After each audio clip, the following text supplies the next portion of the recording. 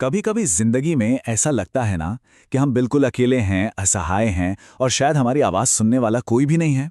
तो आज हम एक ऐसे ही बहुत गहरे, बहुत पुराने संवाद की दुनिया में चलेंगे। ये दो महान चरित्रों के बीच की बातचीत है और ये हमें सिखाती है कि कैसे अपनी कमजोरी को मान लेने में ही हमारी सबसे बड़ी ताकत छिपी हो सकती है। देखिए, इस बातचीत की शुरुआत ही विभीषण के एक बहुत ही दमदार रूपक से होती है।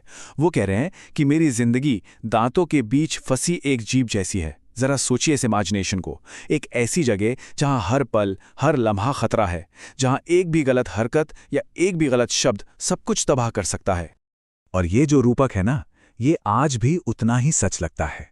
मान लीजिए किसी ऐसी जगह काम करना पड़ रहा है जहां के तौर तरीके हमारे उसूलों से मेल नहीं खाते, तो एक डर हमेशा बना रहता है ना, कि क्या बोलें, क्या ना बोलें, कहीं कुछ गलत ना हो जाए।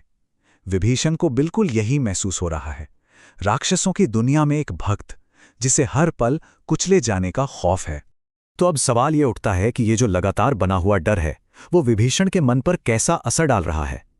असल में ये डर उन्हें एक गहरी निराशा में ले जाता है, एक ऐसी जगह जहां वो खुद को हर तरह से नाकाबिल और भुला दिया गया महसूस करने लगते हैं। ये सिर्फ एक सवाल नहीं है, ये दिल की एक गहरी पुकार है।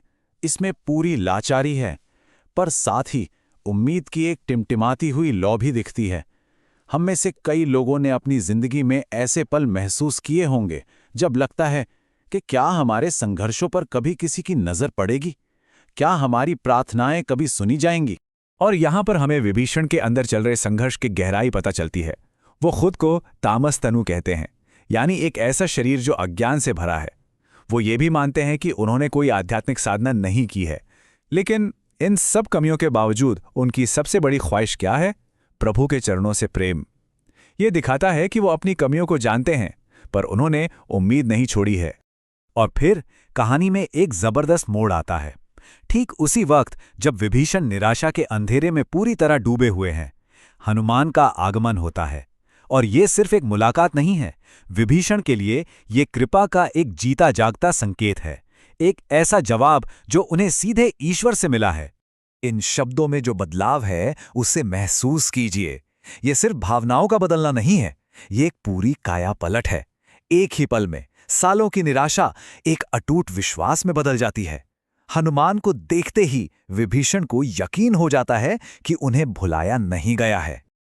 और ये हमें एक बहुत गहरे दार्शनिक सच की ओर ले जाता है।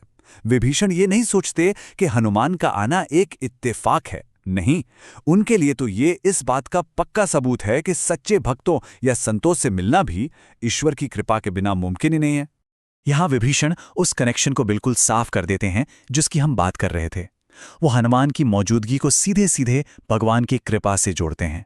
वो मानते हैं कि आपका आना ही इस बात का सबूत है कि मेरी पुकार सुन ली गई है।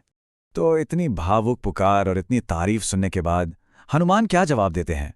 शायद वैसा नहीं जैसा हम सोच रहे होंगे।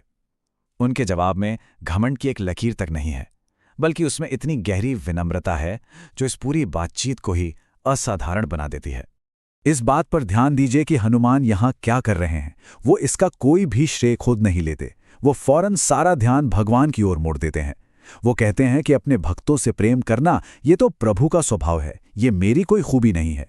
कृपा का असली मतलब यही तो है जो हमेशा अपने स्रोत की ओर इशारा करे। और यहीं हमें हनुमान के महान चरित्र की एक झलक मिलती है। अपनी इतनी शक्ति, इतनी बुद्धि और इतनी बड़ी बड़ी उपलब्धियों के बावजूद वो खुद को हर तरह से अयोग्य बता रहे हैं। और ये कोई दिखावा नहीं है, ये एक गहरी आत्म जागरूकता है। बात यही नहीं रुकती। हनुमान आगे कहते हैं कि मैं तो इतना अशुभ हूं कि अगर कोई सुबह सुबह मेरा नाम ले ले तो उस दिन उसे खाना तक नसीब नहीं होता। सुनने में ये खुद को कोसने जैसा लग सकता है, लेकिन असल में ये उनकी गहरी सच्ची विनम्रता का सबसे बड़ा सबूत है। हनुमान का ये जवाब एक कमाल का काम करता है। ये कहकर कि मैं भी अयोग्य हूं, वो विभीषण की भावनाओं को खारिज नहीं करते, बल्कि उन्हें स्वीकार करते हैं, उन्हें मान्यता देते हैं। वो ताकत की ऊंचाई से बात नहीं करते, बल्कि बराबरी के स्तर पर आकर एक बहुत गहरा और सच्चा रिश्ता बनाते हैं। ये इस पूरी बातचीत का सबसे भावुक लम्हा है। ये सिर्फ एक पल नहीं है, ये मरहम लगाने जैसा है। जब हनुमान ये मानते हैं कि वो भी खुद को अधम समझते हैं, तो दोनों अपनी साझा कमजोरी में एक हो जाते हैं और इसी साझा एहसास में उन्हें ईश्वर की अपार कृपा का अनुभव होता है। तो अंत में यह संवाद हमारे लिए एक सवाल छोड़ जाता है। अगली बार जब कभी कमजोर या अकेला महसूस हो तो इस कहानी को याद कीजिएगा।